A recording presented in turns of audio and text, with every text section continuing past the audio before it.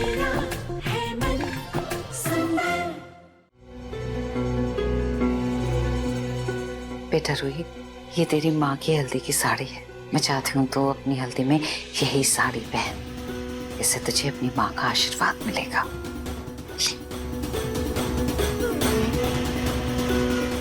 अब इसकी दूसरी शादी में मैं भला नई साड़ी पर खर्चा क्यों करूं? पहने खड़ी साड़ी मुझे क्या, मुझे तो जल्द से जल्द इससे छुटकारा पाना है। वो अरे नहीं बेटा, रोने के दिन गए तेरे, मुस्कुराने के दिन शुरू हुए हैं।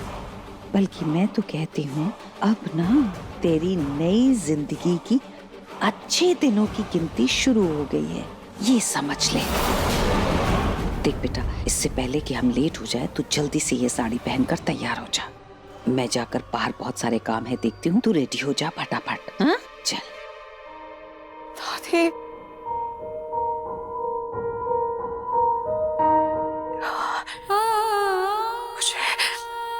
मुझे कुछ समझ में नहीं आ रहा है कि मैं क्या करूं।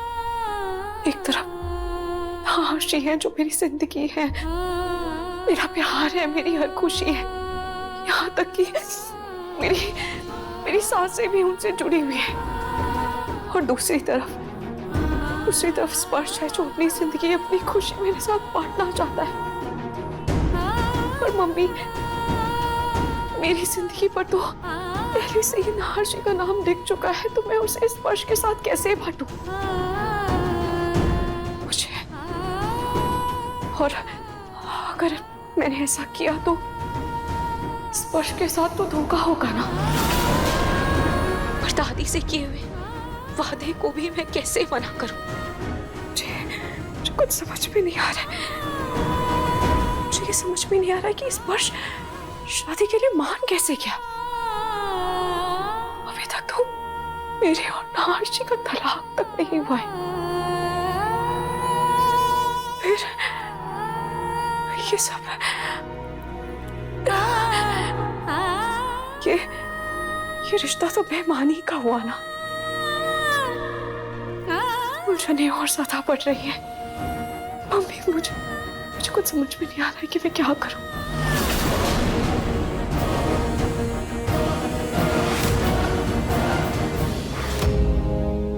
स्पर्श बेटा,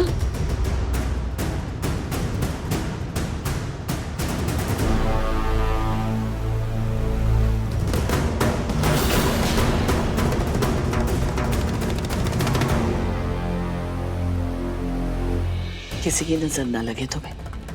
बैठो।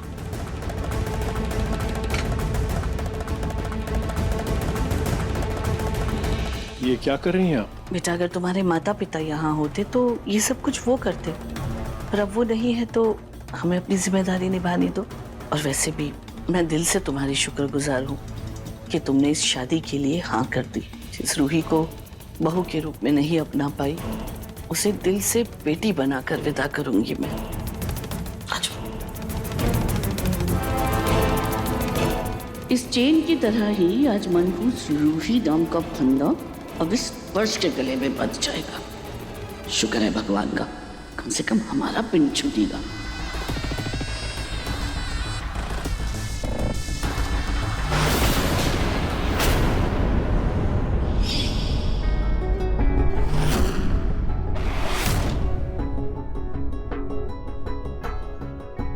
वैसे रतन जी, आपको नहीं लगता कि ये सब कुछ बहुत जल्दी हो रहा है? या नरेश जी, लग तो मुझे भी कुछ ऐसा ही रहा है। लेकिन अगर रूही और नहार को कोई एतराज नहीं है तो हम कर ही कह सकते हैं। वैसे भी मेरी माँ और पूनम जी को कोई रोक सकता है क्या? दोनों बच्चे खुश रहे, बस मैं तो यही चाहता हूँ।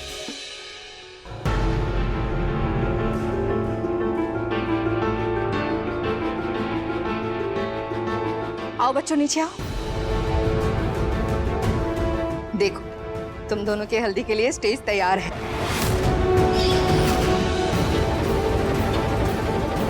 नहार, बेटा तुम यहाँ बैठ जाना, और स्पर्श तुम यहाँ बैठ जाना।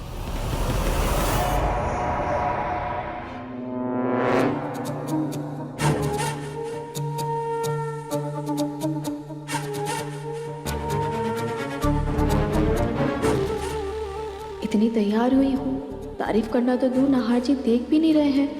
खैर, अब तो बस जल्द से जल्द नाहार जी से शादी हो जाए।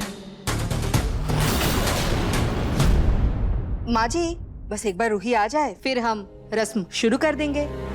लीजिए, आ गई हमारी रूही।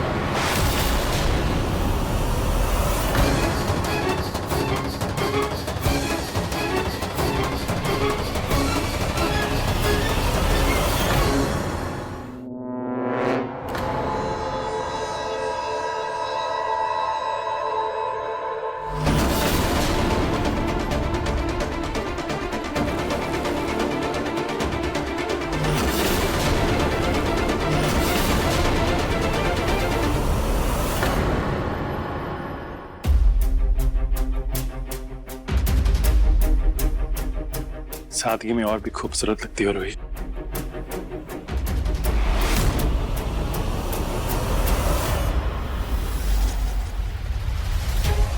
चलो बेटा, बैठो, आ जाओ। नाहार जी, जो रूही की नजरें साफ बता रही हैं कि ये दोनों आज भी एक दूसरे से कितना प्यार करते हैं। खाटू जी, मुझे तो कुछ समझ नहीं आ रहा कि क्या सही है और क्या गलत।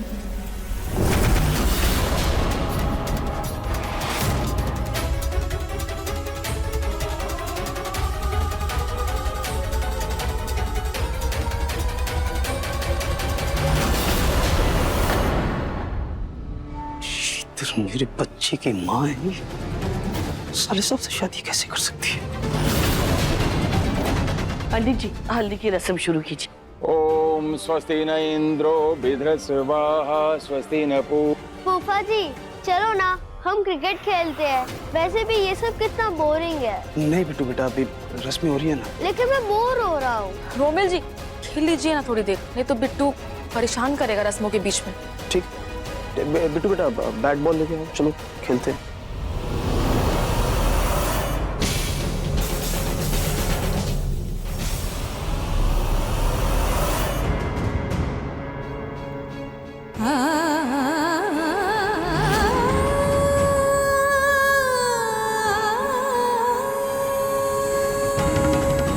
ए जूही, जल्दी आ, अपने जीजा जी को हल्दी नहीं लगाएगी। आजा।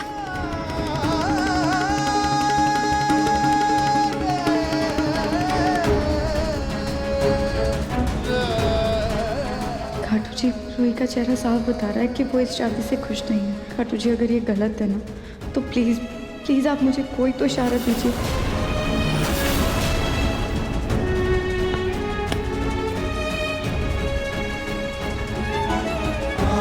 अरे प्रतीक के पापा, आप भी आइए ना। आप नहीं लगाएंगे हल्दी अपनी रूही को? है, आशीर्वाद दीजिए हल्दी लगा के। आइए।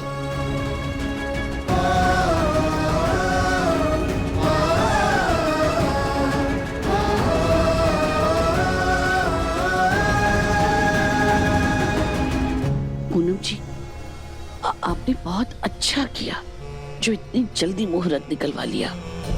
मुहूर्त? अरे मुहूर्त बहुरत कुछ नहीं निकलवाया मैंने, ये सब तो बहाना है। मैंने तो बस किसी तरह से इन दोनों से छुटकारा पाने के लिए ऐसे ही डेट डाल दी कि जल्द से जल्द इनकी शादी हो और हमारा पिंड छूटे। समझिए आप? बहुत अच्छा किया। अब दोनों जोड़े खड़े हो जाएं। होने वाले पति पत्नी एक दूसरे को हल्दी लगाकर इस विधि को संपन्न करें।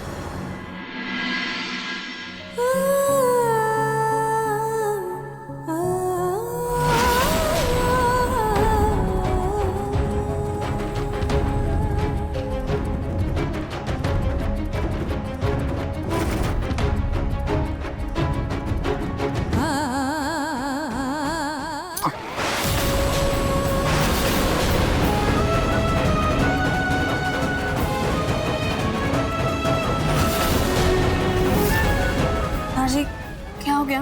कुछ नहीं, बस थोड़ी सी लगाना।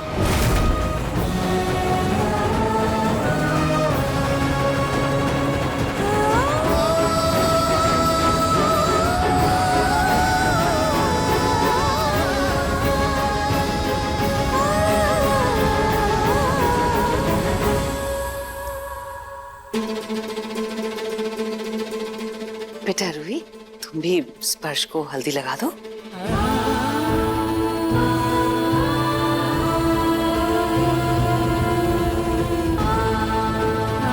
लो बेटा लगा दो हल्दी।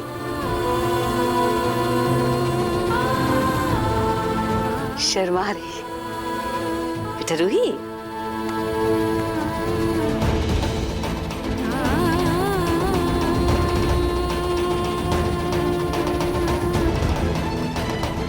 लगता है पास्ट में रूही के दिल पे इतने गहरे जख्म लगे हैं कि उसके लिए मूव ऑन करना आसान नहीं है।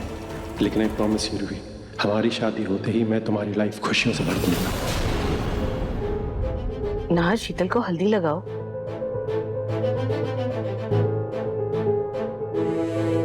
नाहर, शीतल को हल्दी लगाओ।